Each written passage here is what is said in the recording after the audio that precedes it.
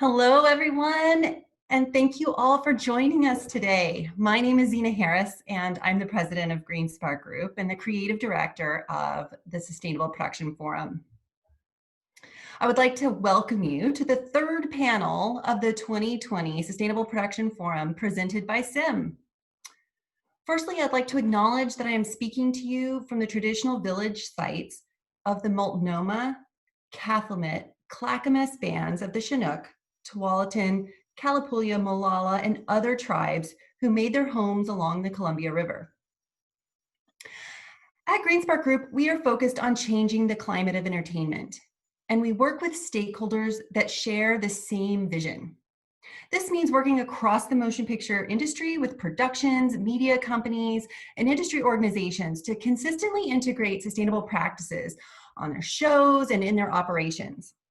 The SPF in these webinars are our way of gathering filmmakers, thought leaders, and experts to share knowledge and inspire a culture of change.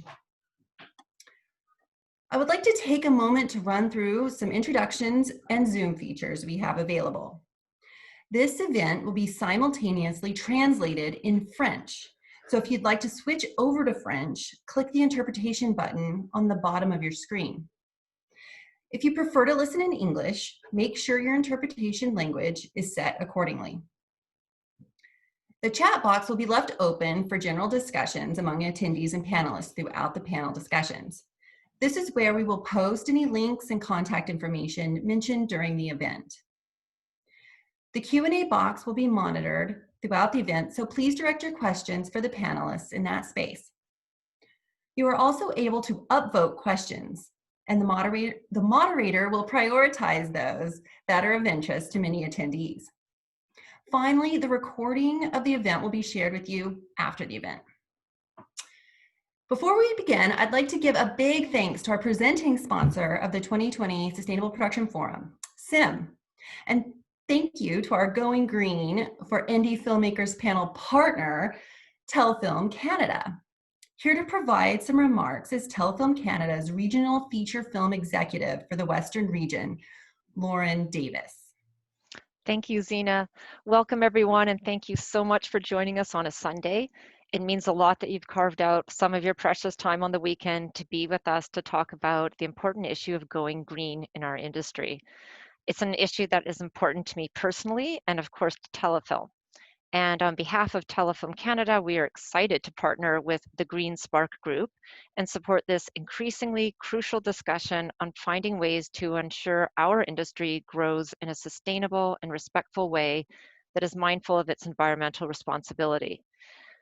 We understand that right now, many of you are facing critical challenges due to the pandemic.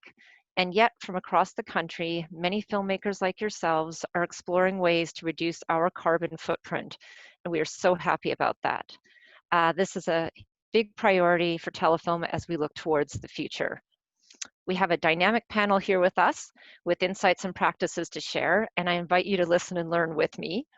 We hope these conversations will help inform you to look at things differently. In working together, we can make an impact in creating a safer and more sustainable working environment for the betterment of our industry's ecosystem. So thank you very much.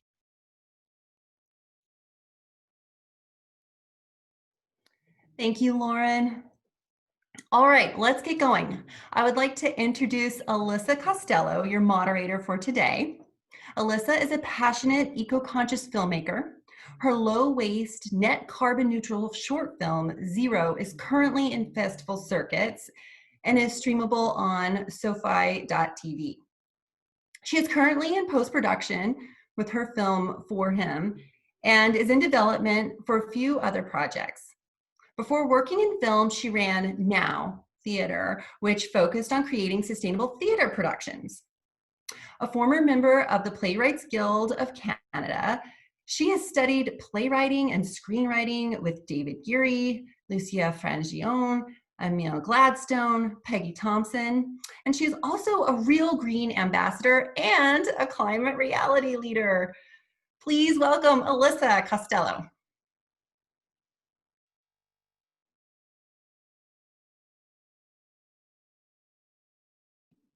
Would help if I unmuted myself. Hi, everyone. Thank you, Zena, and welcome everyone to the Going Green for Indie Filmmakers panel, partnering with Telefilm. I first want to acknowledge that I am moderating from the traditional territories of the Squamish, Musqueam, and Tsleil-Waututh First Nations. I am really excited to be your moderator today, and I'm going to introduce the excellent lineup of panelists. They're all independent filmmakers from across Canada, and they will be sharing their experiences and insights on how they're combating climate change on screen and off. The format of today's event will have each of the panelists giving a brief overview of themselves and their work. Then we'll open it up for discussion and questions from the audience.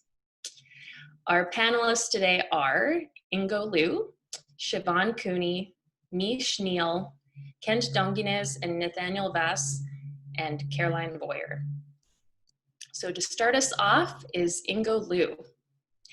Ingo is an independent feature film and television producer at Trembling Floyd Studios, where he has developed and produced several award-winning, internationally distributed feature films, along with the landmark television series, The Switch. Ingo is currently a production manager with Crazy Eights and an adjunct professor at LaSalle College teaching film production planning. Welcome, Ingo. Hi, thank you very much for having me. And yeah, once again, I also am very appreciative of everyone who's spending their Sunday with us here. And so yeah, thank you once again for having me here. I'm a feature film and television producer from Vancouver, as you heard, or I live, work, and play on the ancestral and unceded territories of the Costello peoples. I've started an indie film production company as well called Trembling Void Studios here.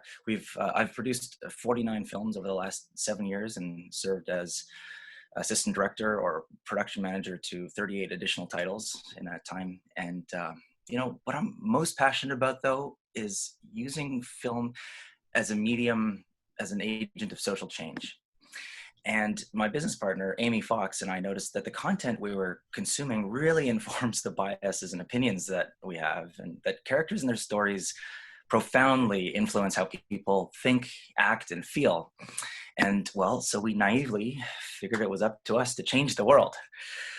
Amy, who is trans, and I, in 2015, developed and produced what would become the world's first TV sitcom to air with 5 transgender actors in leading roles. And, we believed this idea was so revolutionary that it would normalize gender identity and usher in a new era of human rights for trans and non-binary folks. That didn't happen, sadly. Only about 6,000 Canadians tuned in to watch the pilot episode. The viewership declined steadily from there, and we were never picked up by any of the major streaming platforms or networks. And of course, we were devastated. And started to doubt whether that hypothesis that TV and movies can change the world was actually correct. We eventually realized that massive change happens gradually. And just because you can't do everything right every time doesn't mean that you should throw out the baby with the bathwater. It's, because we have failed to draw attention to diversity and gender identity does not mean that we should stop trying altogether. So instead, what we began thinking about are ways that we could influence incremental change. And that's how we began to what we call redefine normal. Now, this is the same principle I want to focus on in today's panel with you. So, as you heard in the intro, we are certainly living in interesting times, and the film industry is a huge emitter of carbon in the best of days, and the COVID-19 pandemic has made it even harder to practice sustainability. According to a Vancouver Sun article from October 2019, the before times, each production on average contributes to the emission of about 500 tons of CO2. 500 tons! I can't even picture what that looks like. But, over the last few years, we've made some gains. And I've been really happy to see a lot fewer water bottles, single-use plastics on set. But after filming resumed in July, August, after the pandemic began, I noticed many of the gains we had made appear to have been erased. A lot of PPE waste on set, all that single-use plastic right back again. Water bottles, no more carpooling. Just, you'd see 2 or 3 passengers sitting in an entire 15-passenger van to accommodate social distancing. So what do? Given how difficult it is to make films right now, we just give up, right? On sustainability, we just say, okay, guys, we're going to stop, right? When the pandemic is over, we're going to pick, no, okay, I'm kidding. Obviously, we're not going to do that. There are a lot of things we can still do. And remember the lesson, incremental change wins. Besides, you're never going to do all of these things unless you've got a budget of a big studio or network and producers willing to prioritize environmental concerns. Many of these things are actually pretty easy to implement, though. And there's a lot more resources than whatever you see on my screen here right now. There's a ton of tremendous resources that have become available in the last couple of years. Besides all the items you see here, there's a lot of, no, I just said that. But I want to say that the key message, though, guys, is you don't have to do all of them all the time. So one other thing, though, I do want to raise, though, as an indie filmmaker, is the cost of sustainability. And this is something that I've really battled with a lot, and happy to share my perspectives on this during the Q&A later on. But yeah, as an indie film producer, many of my budgets are tiny, and implementing the most impactful sustainable production practices cost money. So, imagine trying to make a short film for $10,000 or less and being asked to hire someone to wash plates. You often get old tungsten lights from gear rental houses, but definitely not the latest energy efficient LED sky panels, of course. By the way, thank you, Sim, for sponsoring this event. Tax credits make distant filming locations like Langley attractive, because a lot of low budget movies tend to shoot there. But if we can't really afford to go green, maybe we can't encourage public transit if it takes 45 minutes by car every day to get there. So the sustainable production for indie filmmakers is a challenge. So once again, do we just say, well, screw it, let's not do it? No, again, the lesson here, small incremental changes, right? So at this point, I'm also reminded of a very, an embarrassing moment when at this very sustainable production forum 2 or 3 years ago, I publicly challenged the head of Creative BC to create a financial incentive for indie filmmakers to adopt sustainable production techniques. I didn't have the wisdom yet that I am sharing with you here today. So Prem Gill, if you're listening or watching me right now, I still think it's a good idea, but I'm actually pretty sorry for the public call out.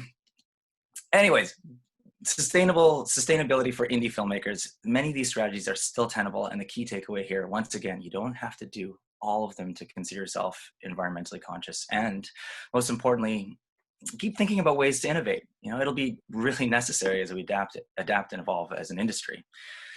For example, as I was procrastinating, instead of prepping for this panel, I thought of an article in which I learned about green coding, where efficiency improvements in software and just using less white backgrounds in web pages is a small change that results in dramatically reduced carbon emissions when averaged over the millions of times a web page is served up. So I got thinking, well, could we do something like that in film? I mean, I don't know. Let's call it sustainable scripts. Maybe this already exists and I'm somebody else's idea. But just throwing this out there for somebody to, maybe if there's some climate scientists listening and watching right now, they can actually crunch the numbers, right? But I would say, if every TV series in production right now had one less page of exterior night scenes, would anyone notice? And what kind of impact would that have? If we're thinking about 500 tons per production, back of the napkin calculation, let's say 10 episodes, 60 minutes at 600 pages, let's say, okay, fine, 1 page equals 1 ton of CO2. That's a lot of margin to play with. So if you were to make a small change like that, I'm very curious what effect that would have. So what are you supposed to do with all this information from me and all other amazing panelists today? I encourage you, just be the change you want to see. You won't get it right every time, but do what you can, guys. And the other thing is, don't be a jerk about it.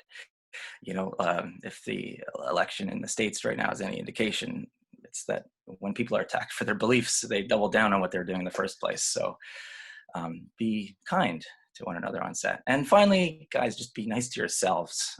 Just, you know, if you can't get it right every single time, do forgive yourself on this particular film project and promise to do it better next time. Anyways, really looking forward to your questions, and thanks again for letting me be a part of this panel. Thank you so much, Ingo. So next up, we have Siobhan Cooney. Siobhan is an actor and producer from Calgary, Alberta. Siobhan's web series, Summer's Monster, was awarded the TELUS Story Hive Top Award for the 2017 web series edition, which included a total of $60,000 in funding, as well as distribution on TELUS Optic TV on demand. Siobhan is also the co-founder and festival director of the Quarantine International Film Festival, and a co-founder of Prairie Kitten Productions, a production company based out of Calgary, focusing on bringing opportunity to women in film in Alberta, as well as the founder and executive producer of her own independent film company, Virescent Cinema, which focuses on environmentally friendly film production. Welcome, Siobhan. Hi. So first, to start off, in the spirit of reconciliation, I'd like to acknowledge that we live, work, and play on the traditional territories of the Blackfoot Confederacy, the Siksika, Kainai, Piikani, and the Tsuut'ina, Inai Nakota Nations, the Métis Nation, Region 3, and all the people who make their homes on the Treaty 7 region of Southern Alberta. So thank you for that introduction. Yeah, I am a passionate filmmaker and storyteller, and you know, the environment's always been something that I was passionate about. So when I was awarded the TELUS Story Hive Top Award for my web series Summer's Monster, which the trailer is just playing below there, I really wanted to challenge the way that film sets have run traditionally in the past by producing this series on an eco-friendly set. Now, in the summer of 2018, sustainable filmmaking in Alberta was less than popular. I received a lot of pushback from my crew. I just found that a lot of people had a hard time understanding why I was running my set the way I was running it. There's a lack of faith there. And it's always hard to change people's ideas of what's normal. So what we had in place on our set, it was actually quite easy to implement. We didn't have any plastic water bottles. We asked people to bring their own coffee mugs and water bottles to reuse. We had all our dishes and cutlery were reusable and washed on set. And then all of the props and costumes, almost all of them, were sourced sustainably through thrifting or consignment. Yeah, and then we did our best to minimize food waste by buying in bulk, using our own containers at the grocery store. Yeah, so, you know, I learned a lot through Summer's Monster. I was really young when I did that. I was like 22, 23. So I did learn a lot about how to produce sustainably and efficiently. There were a bunch of things that I would have done differently, or, you know, I was pretty naive about at the time. I did try to go completely vegetarian on my set, which, as you can imagine, in Alberta, didn't go over very well. So I got a lot of pushback from certain members of my crew. So we weren't able to go full vegetarian, especially not having a budget. It's really expensive to have all the nutrients and everything for all these people without meat products, unfortunately. So that was one thing that I learned. And yeah, like in the future, if I did have a big budget, I would 100% go vegetarian. Yeah, and then, you know, I think the experience taught me that being conscious of our environmental impact on set and keeping that in mind throughout the production, it's just making conscious choices to avoid plastics and other harmful materials. And it's a small thing to consider in the grand scheme of things. So I think it's totally doable. Yeah, I think it's just like, I tried to go big and make all my changes all at the same time, and a lot of people weren't used to that, but this is the world we're living in, so yeah.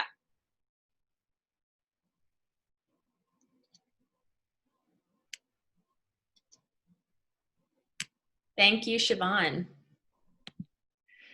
So next up, we have Neal, or Meesh. Meesh is an award-winning queer Canadian filmmaker and author, currently nominated for Best North American Movie Director and Best Female Filmmaker in the upcoming Toronto International Nollywood Film Festival. Meesh is currently in development on her debut feature film. She enjoys telling heightened reality stories that remain grounded in the nuanced complexity of human emotions. Meesh has a quick video introduction, and then she'll follow up after that. Welcome, Meesh.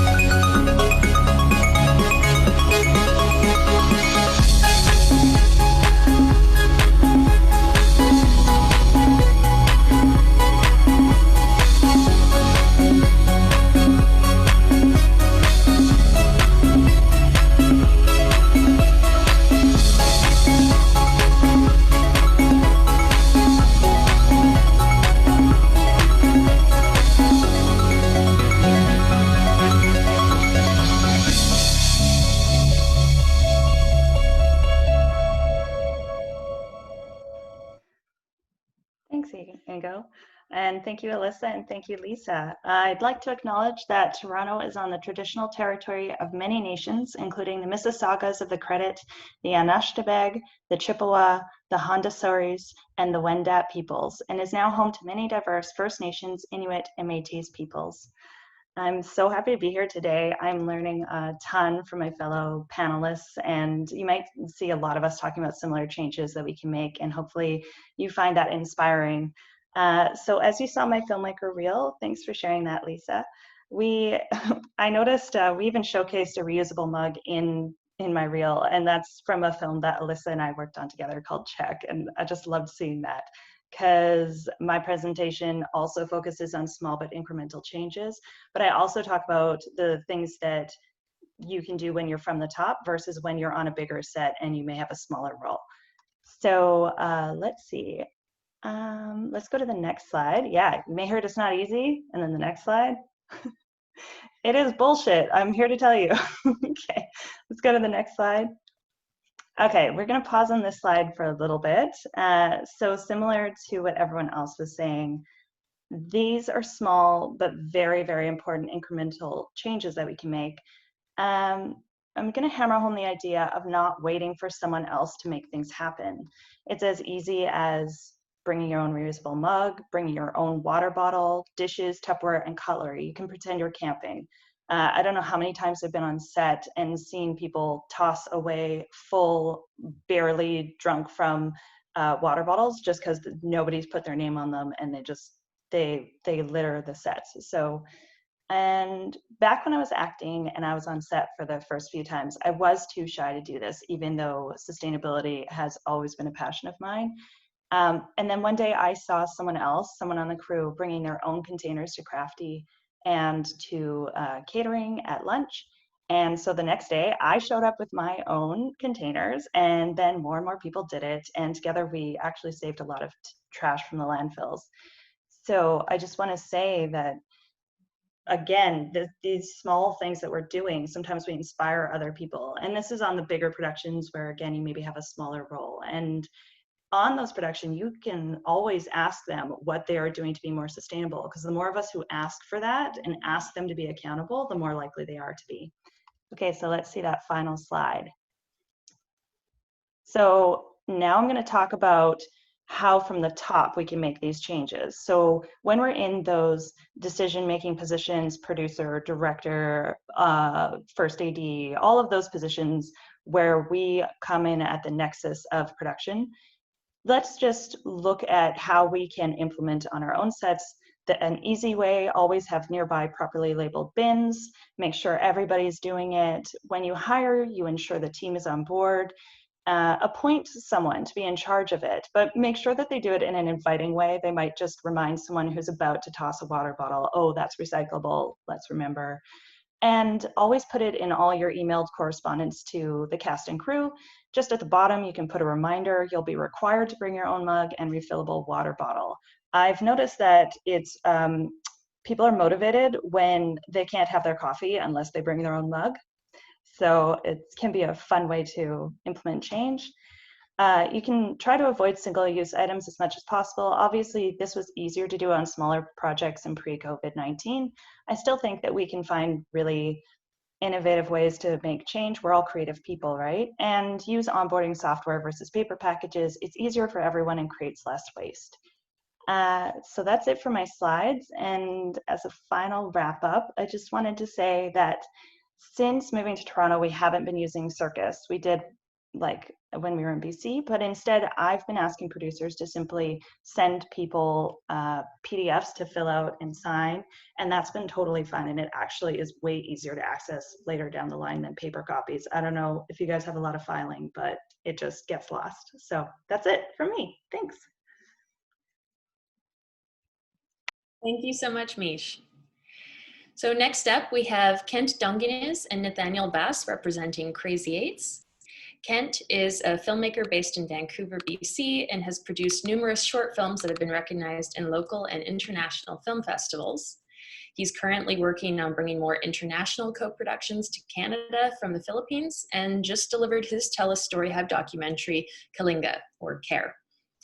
Nathanael Vass is an actor, filmmaker, and gaffer who also serves as co-producer for the Crazy Eights Film Society. Welcome, gentlemen. Hi, everyone. Thank you. Nick, do you want to start? Sure, I'll start us off. Okay. Yeah, I'm the Crazy Eights production manager in charge of gear sponsorship. For those of you who are unfamiliar with Crazy Eights, it's Western Canada's largest film director mentorship program and a short film competition. We produce 6 short films every year that are, we like to think of really, we'll call them Tesla quality, just the best of the best as far as short film production goes. And we're proud to say our program has kickstarted the careers of a lot of very successful working directors in the Canadian film industry. I am an actor, filmmaker, and a gaffer. And I'd like to come at this specifically from the point of gear, because I handle all of the gear sponsorships for all of our filmmaking teams. I get into the really nitty-gritty of what equipment all of our filmmaking teams are provided with from our gear sponsors, of which SIM is one. I want to start by talking about battery-powered generators. This is definitely a new thing in film production, is finding power sources that are battery-powered. And we have a very close partnership with Portable Electric, who produce several different sizes of battery powered generators. They have a 2K, a 5K, and a 20K portable generator system that that are really wonderful for making sets more sustainable. And it's a new industry. Everything is constantly changing. The rate of advancement in battery technology is insane. And we're very happy to say that Crazy Eights was a bit of a proving ground for how Portable Electric was developing their systems. We also have a partnership with Sim, as I mentioned, and they've recently come out with a mobile battery station called the Urban Power Source that can provide 125 kilowatts of power storage and 75 kilowatts of output, which is amazing for film sets. But as everyone has been saying in this panel, that's expensive. Battery-powered systems, LED lighting systems, all of this new technology is can become financially unsustainable, especially for indie productions. I'm going to talk a little bit about LED lighting for a second, because obviously we've had a real great advent of highly controllable LED lighting systems with accurate color rendering indexes, which is super important for filmmaking because there's this photographic process that requires extremely accurate colors that a lot of LEDs on the cheaper end don't provide. But when you're getting into a lot more of the lighting systems that have been specifically designed for film, like your RE Sky panels and your Light Gear Geminis, those have really great color representation. The CRI index, the color rendering index, is something that we've had to really become familiar with as someone who works as a gaffer and a lighting technician. There's something about daylight and traditional incandescent tungsten sources that creates really nice skin tones in your actors. LEDs lack some of that color spectrum if they're poorly produced. CRI R9 is the score that represents how accurately a light source will produce strong red colors, and that's absolutely crucial for reproduction of human skin tones. And regardless of the pigmentation of a person's skin, whether they're darker skinned or lighter skinned, that strong red light has more to do with the blood that's flowing underneath the skin than the actual skin tone itself. And so a light with a poor R9 rating can make a person look pale or even green, and finding light sources that are produced well is so important for our industry. And so in order to both be sustainable and create the photographic images that we want to create, it's important to find lighting systems that are able to do that. Now, there are a ton of great companies out there that do great work in LED. What I'm interested in is partnering with companies who are able to both integrate sustainability into their business model as well as intersectionality. Because sustainability without intersectionality is just privilege, patting itself on the back. It's harder to be sustainable when you're poor. You know, people living paycheck to paycheck don't have the privilege of ethical consumption. And that translates a little bit to indie filmmaking as well. The resources at our fingertips are much less than the resources at the fingertips of a Netflix or a larger production studio. I want to get away from Crazy Eights just for a quick second here and talk real quickly about Quasar Sciences, who's an LED lighting company based in LA, co-founded by the gaffer of the HBO series The Wire. And producing a web series right now called Talk on Tones, which I just discovered because it's being produced by my boss, a director of photography named Sarah Thomas Moffat, who I'm gaffing for on a lifetime MOW about Bridesmaids. It's great. But Talk on Tones is a little web series that Quasar Sciences is producing that discusses how different skin tones are lit in the film world. And it's such a cool discussion. It really gets into the specifics of the types of light that you can use to light actors who have darker skin, and the types of techniques that you can use as a gaffer, as a cinematographer, and moving into post-production as a colorist, how you can make sure that every actor in your film is correctly represented on screen. There are instances in films when dark-skinned actors have gone to see a film and their skin tone is lighter in the movie. They just like, that's not my skin tone. And it can be hearing from people of color who are actors who I know. There are just little things like this, these little microaggressions that just can chip away at your confidence as an actor and your integrity as an artist. And so that's why I'm interested in partnering with companies like Quasar Sciences, who make an effort to bring these issues to the forefront of the discussion of how they are creating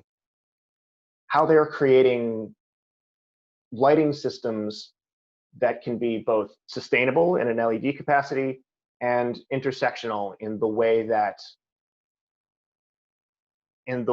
they are able to support people of color as artists and as actors. So I've settled that to say this, and that sustainability has to come from the top down, and we have to hold accountable the people in positions of power who are providing these sets with the resources that they need to make their films. One of the early films that I worked on in my career as a lighting technician was Tomorrowland, the Disney film starring George Clooney.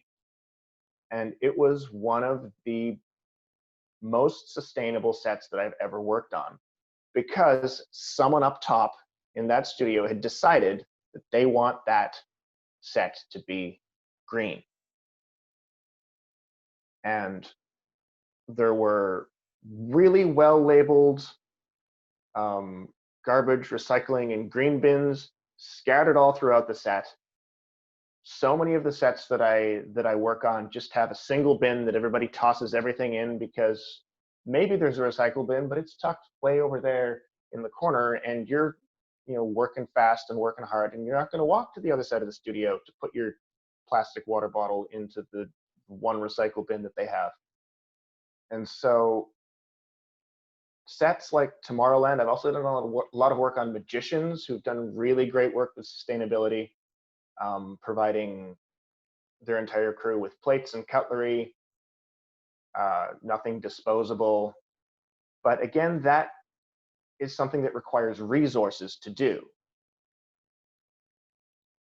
So what I want to suggest for our industry as a whole and for Crazy Eights as an organization is that we need to integrate an industry-wide mandate for sustainability.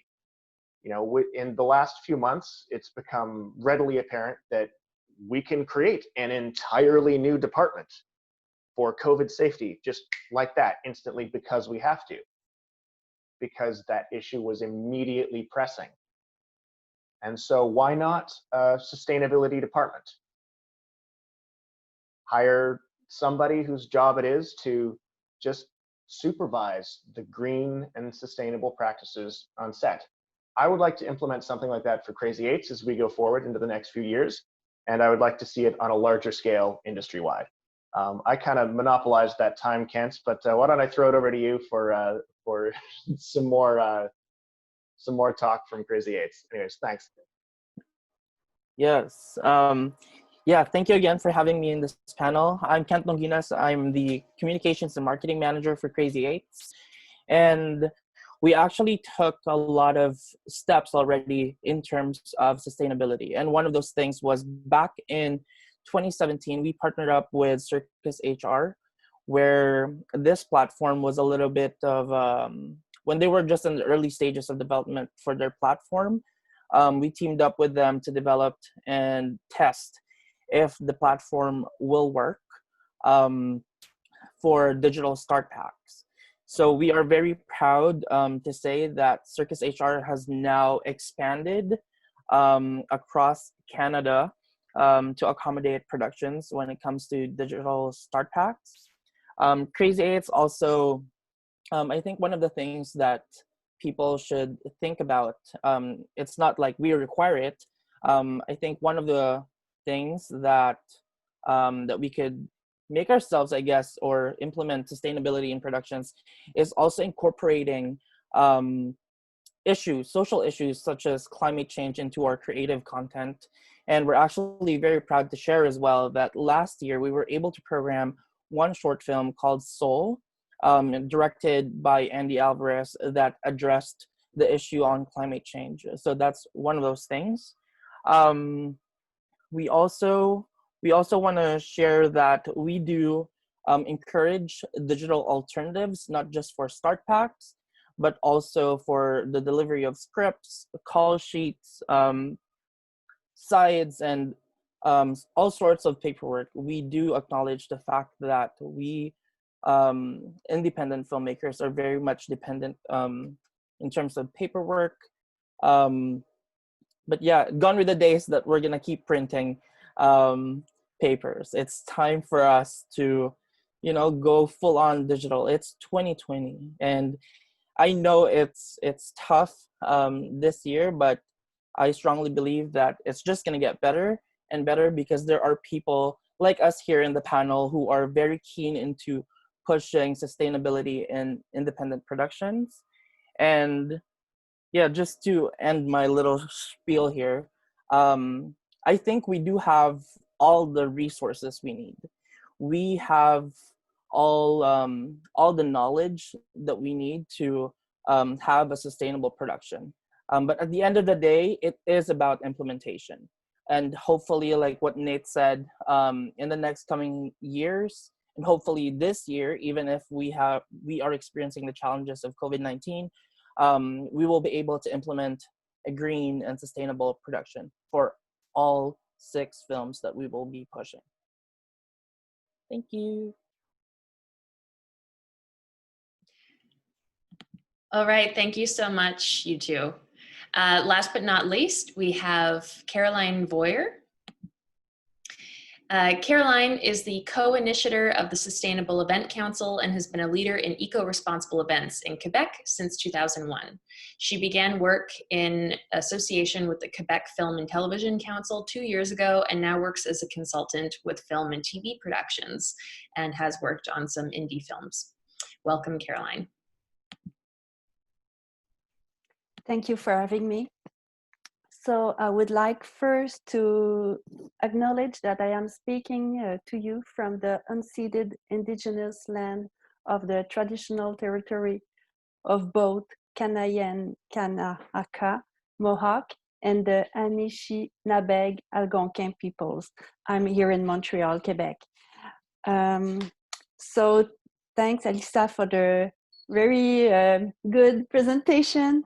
Yes, I work for Sustainable Event Council and I'm a consultant for events for 17 years now. So it's pretty new for me to work with the film and television, but now we do consultation on small production for 2 years, like you said. We have worked with the DS des Mouches à Feu. It's a production here that has been shown in theater just before they had to be closed again because of COVID-19. On set, we were there to do a sustainable report and make suggestions on way to improve themselves.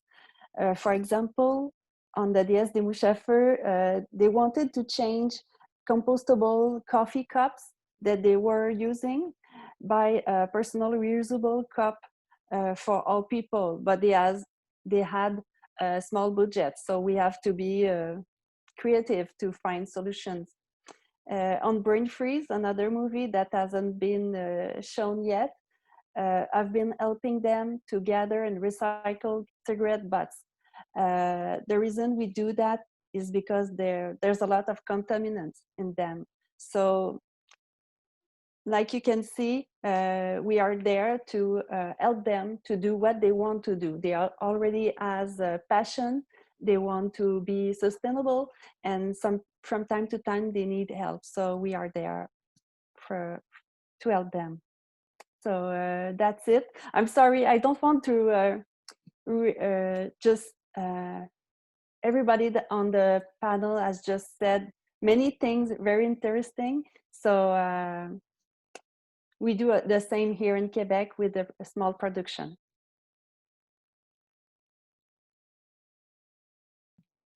Great, thank you so much, Caroline.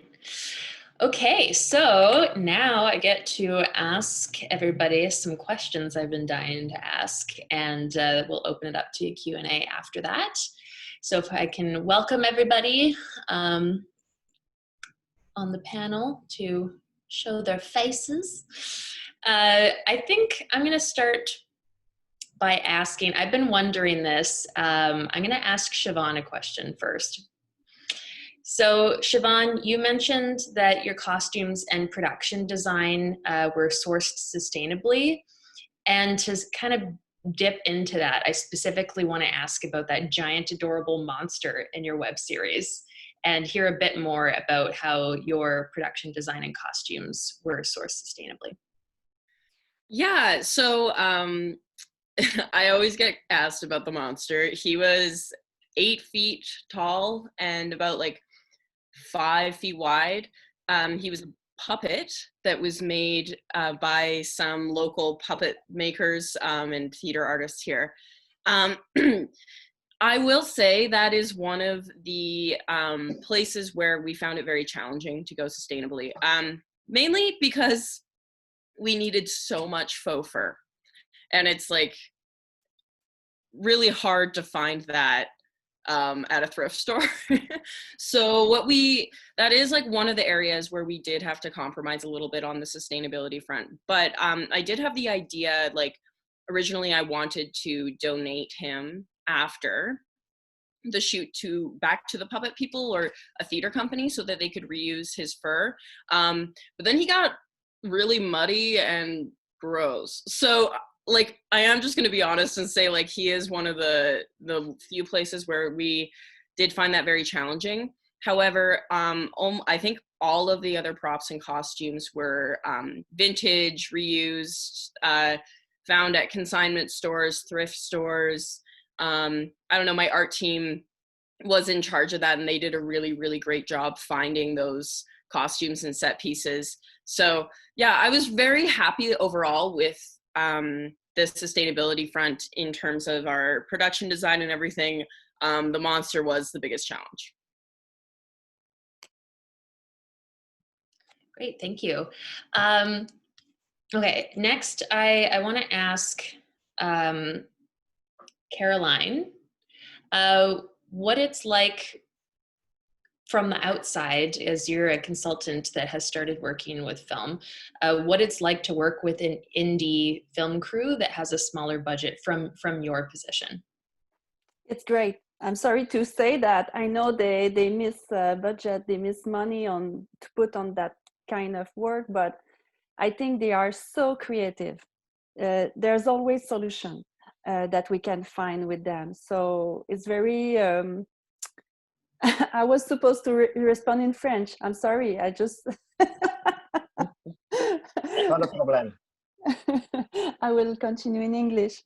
They are full of solution, and when they miss solution, they ask us to give them. So it's really, really creative, and I really like that. of course, when we talk about a solution with the power, green power, that's not possible without budget. So I think incentive is really important. Who said that? Ingo, I think. I really share your thought on that. Great, thank you. Now, whoever wants to answer this, Nathanael or Kent, I'm curious, like working with Crazy Eights, you have 6 films every year.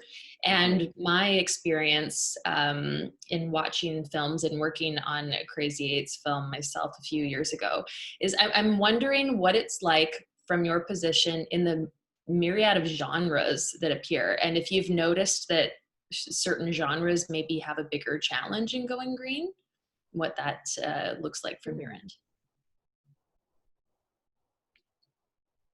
That's an interesting question.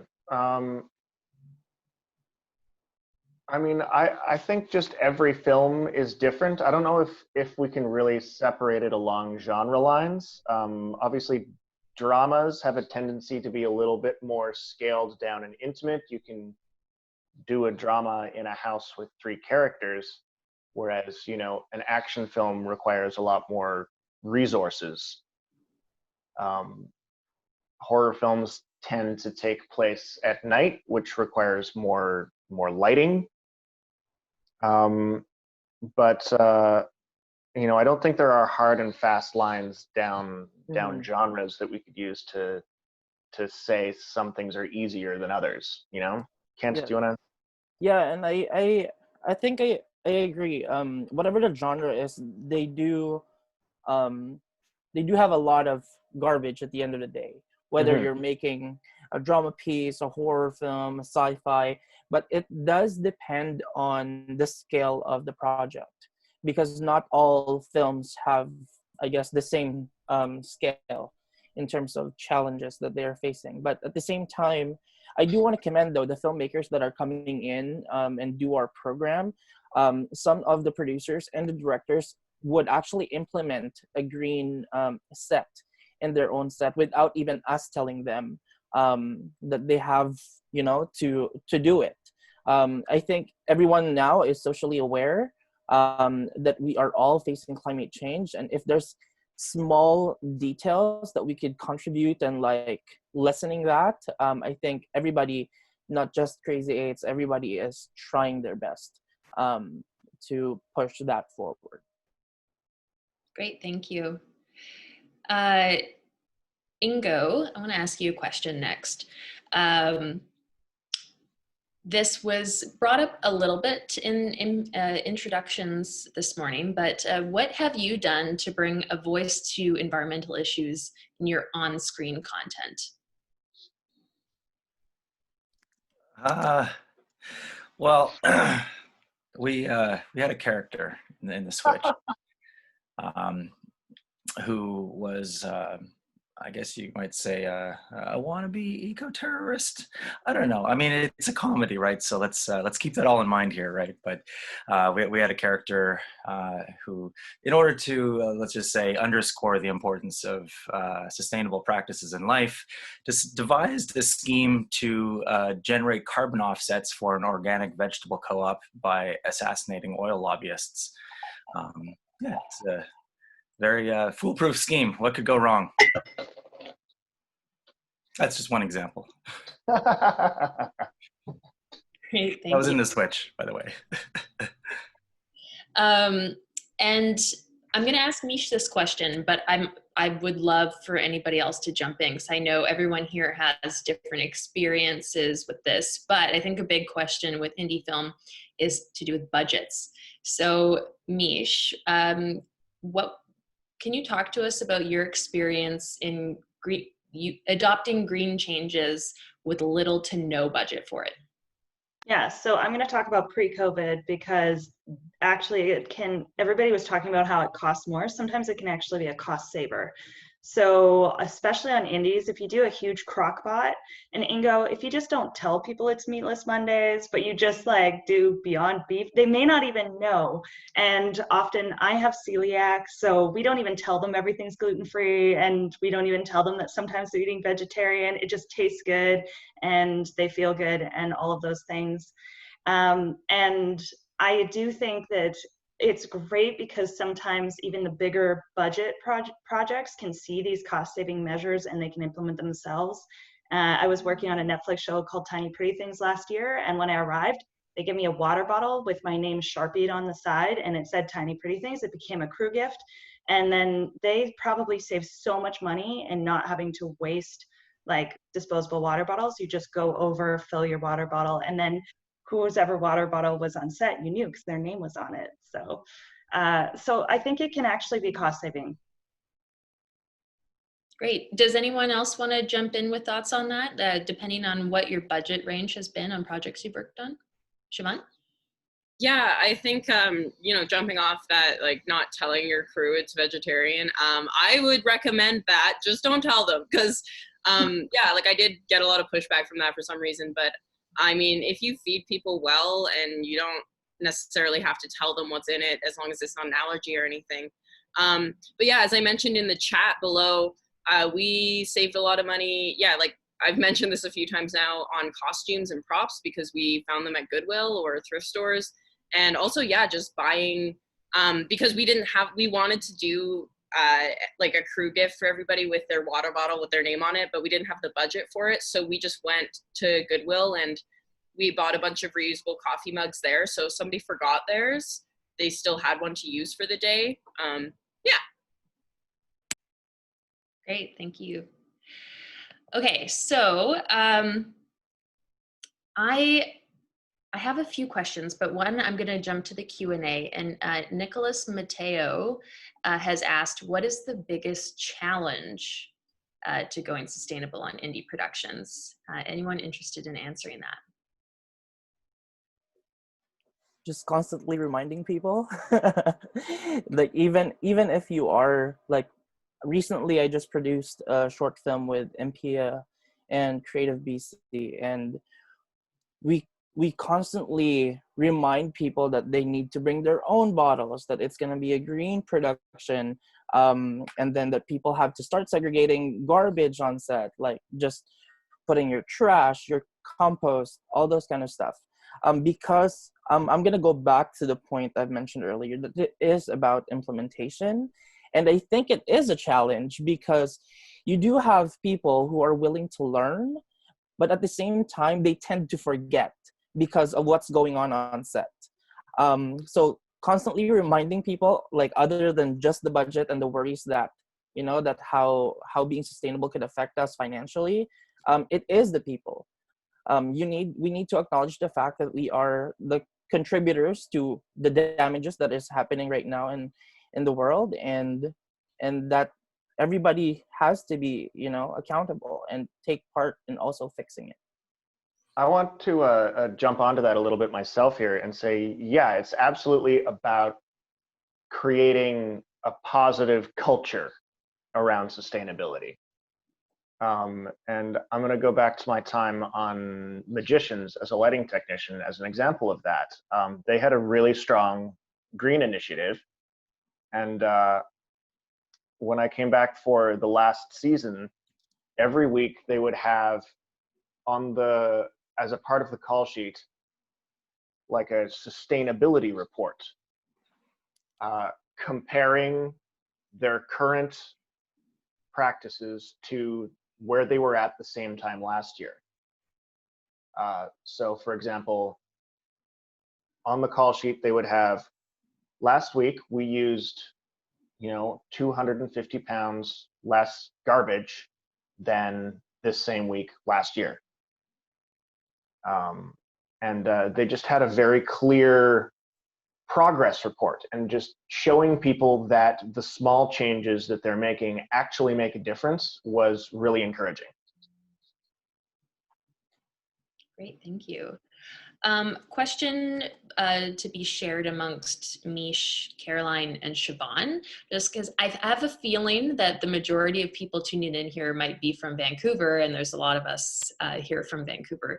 But for Meesh, Caroline, and Siobhan, who are in different cities in Canada, I was wondering if you could speak more to what it's like going green in your province and city, what maybe pushback you're getting or support you're getting from crew or the city itself, if you can touch more on that. I'll start. I'm new to Toronto, and so I'm not sure how much of this is due to COVID or the different culture. But the reusable mugs thing, for example, blew my first AD's mind when I was like, well, let's ask everyone to bring reusable mugs. And similar to Siobhan, we bought a couple extra so that if people didn't have it, they would at least get their coffee. He had just never thought of that before. So I think people are open to it, and just, you know, hammering home the point that sometimes we need to inspire that in others. I find that in Calgary, it's hard because it is such a driving city and it's very challenging. Like our transit's not very good, and especially in the winter, it's just not a reliable way to get to set. So that is a big challenge, is how are we able to carpool safely and efficiently, and especially like without buying a bunch of added insurance. It's a lot. That's a big challenge that I still haven't quite figured out. Yeah, and then like for some reason a bunch of people on my crew in Alberta were like really were not into the vegetarian thing, as I've mentioned. But I mean, like, that's just, I don't know, whatever. I mean, that's why I probably wouldn't tell them next time.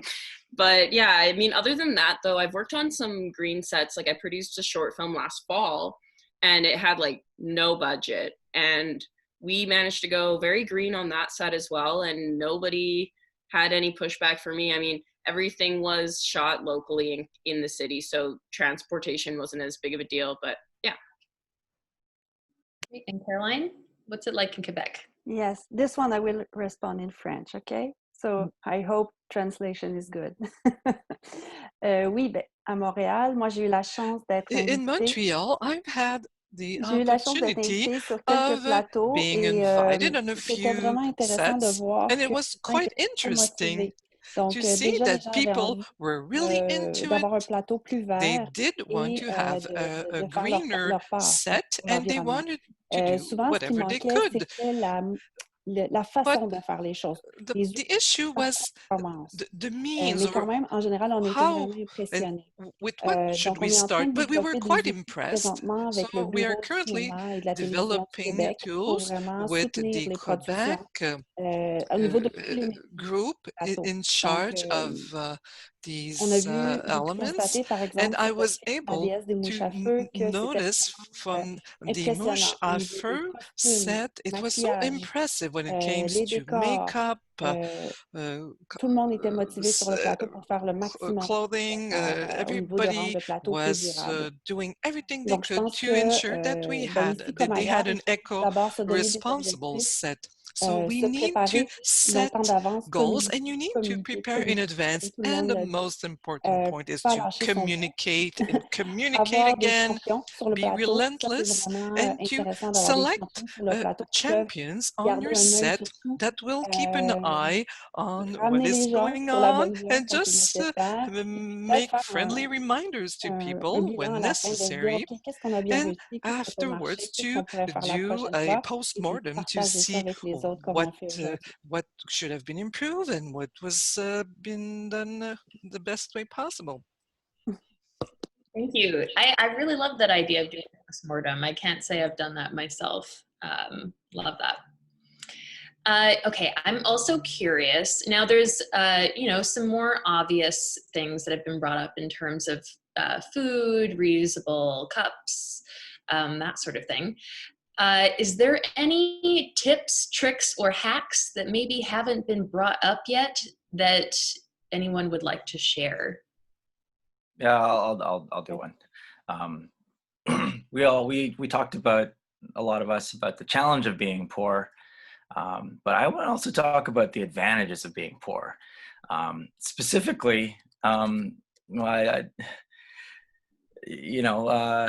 okay, so on the Switch, for example, we tried to produce six half-hour episodes of TV quality material with like $200,000. So we just didn't even have money to buy paper plates and plastic cutlery. So we had no choice but to just buy a bottle of dish soap and get our moms to come in and wash those plates. So there are some advantages perhaps to being completely broke. I mean, the other advantages, I mean, we had to choose our filming locations based on where people would be able to get to them without cars or by public transit. And that seemed to make a lot of people happy, but it also had we did it because we knew that a lot of the people and that we involved in our project were also broke and didn't have any money. So the net result was that we ended up being green, perhaps inadvertently, but I think it counts, right? And so it's like the only two types of film productions that actually have rehearsals for actors are those who are ultra low budget and basically are paying their actors nothing, or those who can actually afford to pay for the rehearsal time. I think the same is true, perhaps, at some certain sustainable sustainable production practices where the only people who are actually washing plates on set are those who have to, or who have the luxury of doing it. Anyways, my point is that, just to hammer home the idea that just because you don't have the resources of a big production like Magicians or World of Edge of Tomorrow, what was it, Nate? It was Tomorrowland. Yeah, something about tomorrow. Yeah. Just because you don't have those resources does not mean that you can't really go full bore and do the things that you can. Once again, you don't have to do them all, just do the things that you can. It does make a difference.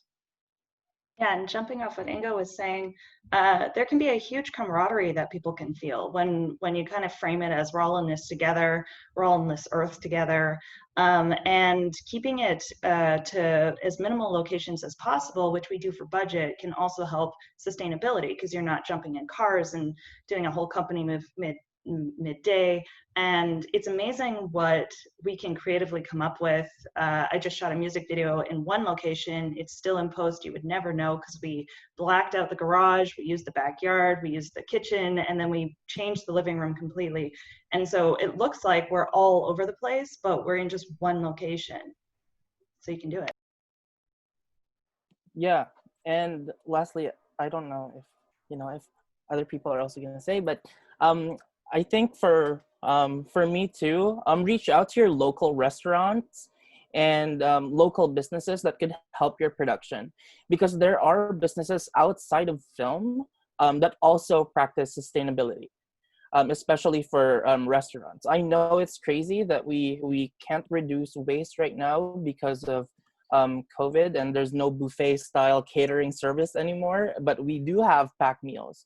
But these restaurants usually they are actually now mandated to stop using styrofoams. They also provide recyclable containers and utensils. So by working with them, you're not just helping your production. Like, they could actually adjust in terms of your budget scale as well. And yeah, you're not just helping yourself financially, but you're also helping another business grow in your local area. Great, thank you. That's an awesome idea. I know I'm the moderator, but I'm going to throw in a little hack or trick that happened on my set last year. My crew ended up saving tape. So any tape that we needed on set, they had it on their sweaters or shirts, and they'd peel it up, put it back on their shirt, and reuse it until it didn't stick anymore. And that was something really cool that I never would have thought of. All right. So it doesn't look like there's any more questions from the Oh, yes, there is. Let me just click here. Oh, it's jumping around. Okay, this is an anonymous question, but if anyone wants to answer this, in your experience, have you seen funders prioritize sustainable production for independent films? If not, how can we send this message to funders? Would that help improve sustainability on indie sets? Great question.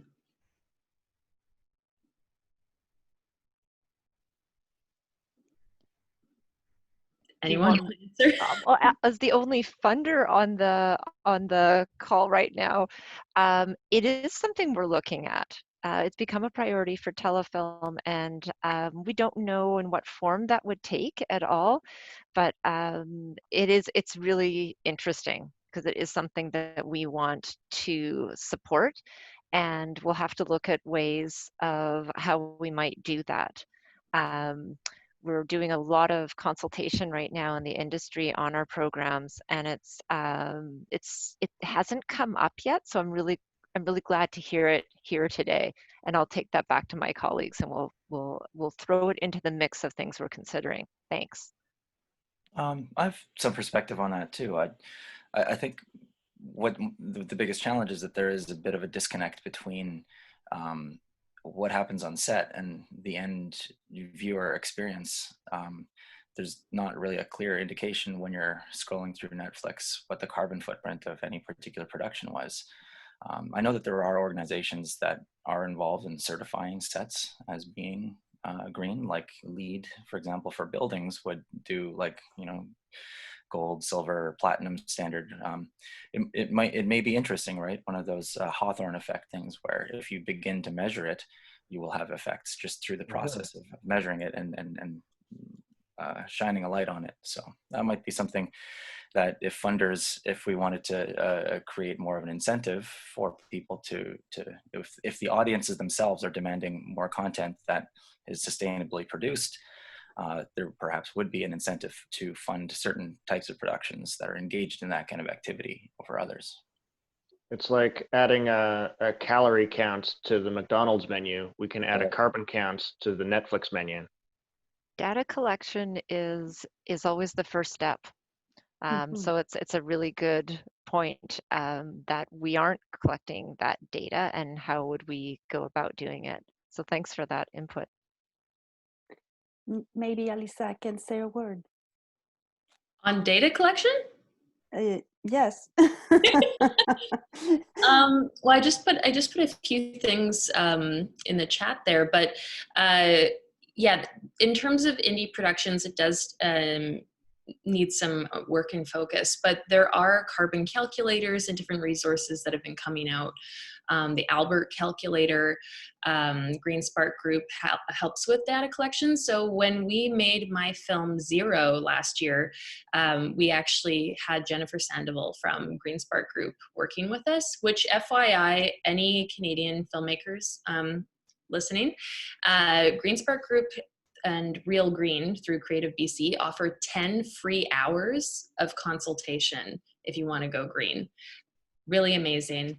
And Jennifer helped us with data collection and created a report for us. So we actually discovered that we were net carbon neutral because we also had donated carbon offsets for all the pollution on our set. And then we submitted for the Environmental Media Association, and we were awarded a green seal. And they actually, Environmental Media Association has an awards show, and if you go to their website, it lists all the productions in North America that are going green and what level they are. Really cool. I didn't know it existed until Jennifer encouraged me to apply.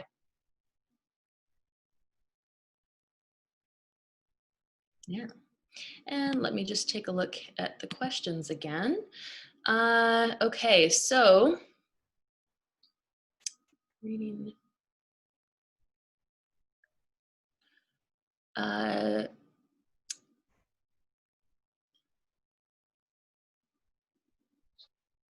Okay, this is a long paragraph. Okay, any tips on sourcing funding to specifically make films more sustainable?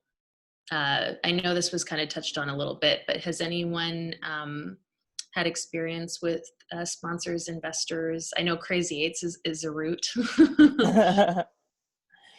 I guess just reaching out to the vendors. If you have a project, um, our community in Vancouver are very supportive when it comes to independent content. So yeah, like they will adjust to your budget. But obviously I can't speak on behalf of them. It does require a little bit of a discussion with them directly. And actually, I'll jump in there as well. I know for Vancouver, right now, Van City Credit Union has a zero waste grant. And so we submitted my film for the zero waste grant and got funding through them. So it wasn't specifically a film grant, but there's also, if you just dig into whatever province or country you're in, see if there's any green grants in general that maybe your film project could fit into. Yeah, there's actually someone in the comments here, Michael, not Kaliski, wrote that there's a $50 million film fund in Iceland that they're working on that only gives money to sustainable productions. Just reading that there. Okay, looks like we might have a new question. Nathanael, this question is for you. Lance Carlson would like you to expand on the cost of battery systems versus small Jennies. Oh, okay. I don't have the exact cost numbers in front of me. But roughly speaking, if you were to, say, rent Sim's Urban Power Source, which is the big, large-scale battery-powered generator that Sim provides, it would cost roughly twice as much as the diesel version that provides the same power output. So I'd say it's roughly twice as much for a battery-powered generator of the same size. I think the biggest challenge with battery-powered generators on set is the how long that battery lasts. You can always fill up a diesel generator with more diesel, but when a battery is exhausted, it's dead and you got to charge it again. Portable Electric and Sim have some really great options for daisy chaining generators together, so that when one generator is finally depleted, the other one kicks in and you don't lose your lights, you don't lose power to the set. But it does require a little bit more planning for timing as far as battery power goes. Great, thank you. A few other really good questions here I want to try to squeeze in before we wrap up. Shannon Lee Doyle is asking, is it more important to focus on the independent film industry's carbon footprint or use independent film as a medium to change national policy? Are any of you doing both? I could actually answer one of these questions. Like back in 2019, I worked on a climate change documentary called The Magnitude of All Things that was also supported by Telefilm, NFB, and the Teleshealth Fund. Right now in the documentary realm, there's actually a movement of having more impact producers and use your film to create impact in the society. And a few of the projects that have been, I guess, recognized in terms of impact, like Chasing Ice by Impact Partners and Chasing Coral, they are using their films that they create to talk to politicians and create change at a national level, especially if they find proof of people who are climate change deniers. They would actually play this film in front of them and, okay, this is what's happening. Like, can you still deny that climate change exists?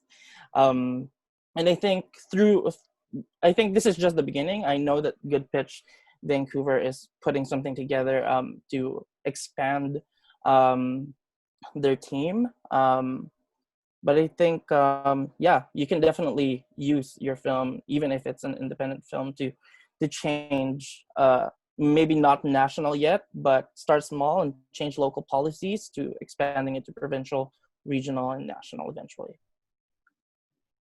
Thank you. Anyone else want to jump in on that?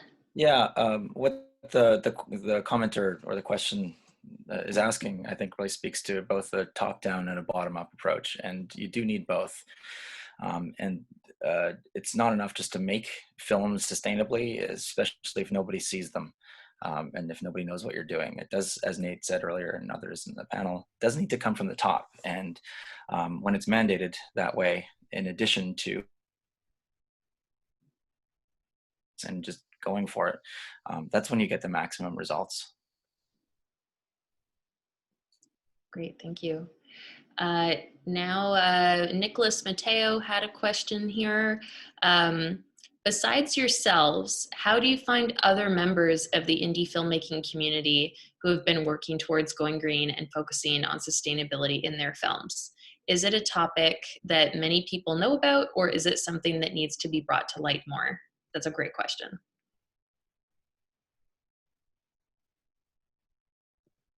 I find in Calgary, it definitely needs to be brought to light more. And I think that just has to do with, we don't have as many productions here. And so when people do get something funded, they're excited to do it. But yeah, I just wish people would consider that more. And I chose to do my production sustainably, to try and encourage others in Alberta to do the same. So far, I don't know how that's worked, but I hope maybe it brought it to light a little bit. Great. Anyone else want to jump in on that?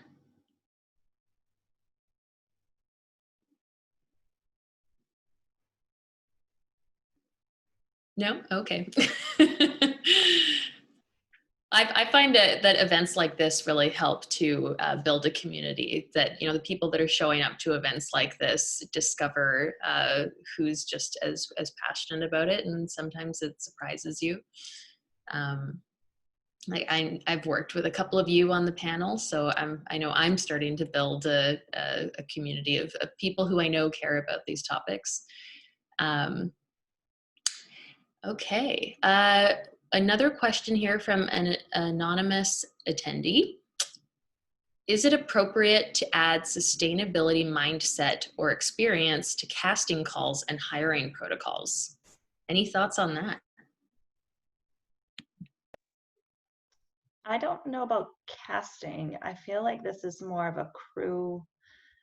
I feel like the crew has more power to implement these initiatives. I mean, I guess it would be good to to know that about someone, but I'm not sure about casting. How about this? When considering two identical actors, one that requires to be flown in from across the country versus one who is local, that might be something to take into account. Local organic actors only. Yes, free range, fair trade. Yeah. That's good. And from time to time, actors can ask for more sustainable things on the set, and that's an influence that can help. So that's important too. Actually, yeah, that's very good true. call. They can put it in their rider. They Mhm. can absolutely do that. Yeah. Great. Okay, so we're getting close to the end, so I'm going to ask everyone to answer a question for me. So as we're wrapping up, if everyone could share a call to action or a takeaway or a source of inspiration.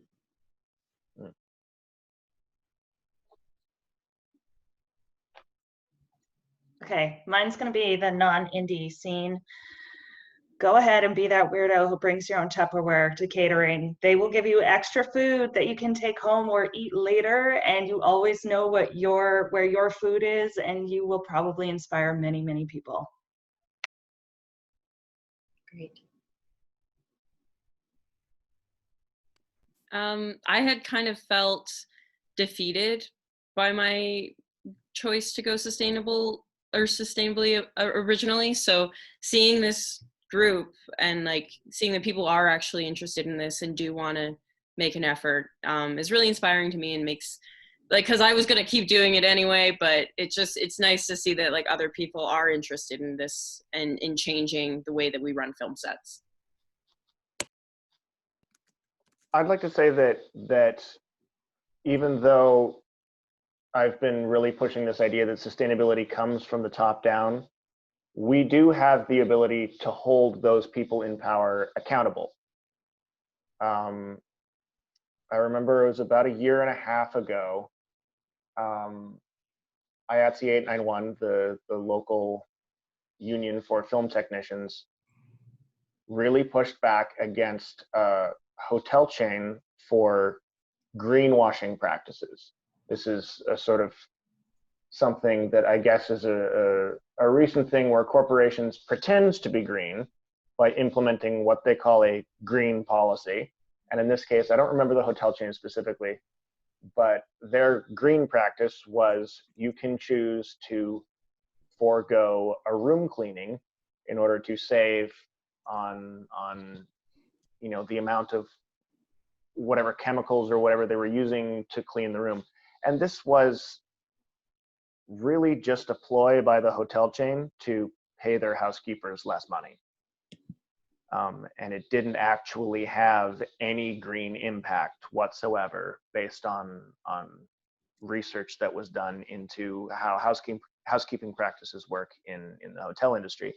And so I guess what I want to say is, when we actually do get through to the higher ups, the people in the studios and the corporations who can do a top-down implementation of green practices, let's keep our community genuine and hold them accountable to actually maintaining green practices and not just faking their way through it for the sake of looks, right? Great, thank you. Je peux dire quelques mots encore. Je voulais dire que, dans le fond... Well, I wanted to say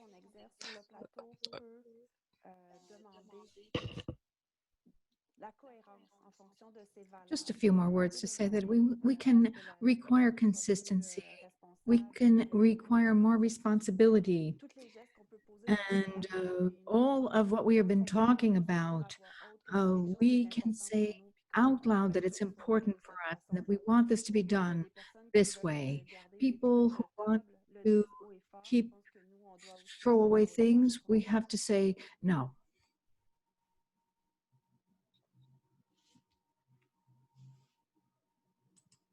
Thank you. Kent, did you want to share anything? Sure. I'm just gonna pick up, I guess, from Ingo's intro. Be the change you want to see in this world, and stop denying the fact that you are a contributor to this problem. Acknowledge it and challenge yourself, and ask yourself, what am I doing to avoid this problem or to fix this problem?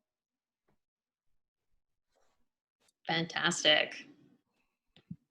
All right, well, that's all the time we have for discussion. Thank you so much to all of the panelists. I loved hearing everything you had to say and offer. Thank you to Telefilm Canada, our partner for the Going Green for Indie Filmmakers panel, and for SIM for sponsoring this event. Finally, I would like to give thanks to, our presenting partner, SIM International. Thank you everyone for joining us this Sunday. We encourage you to check out the final SPF panel on October 28th, which is the producers panel. I'm excited for that one. Thank you so much, everyone, and enjoy the rest of your Sunday.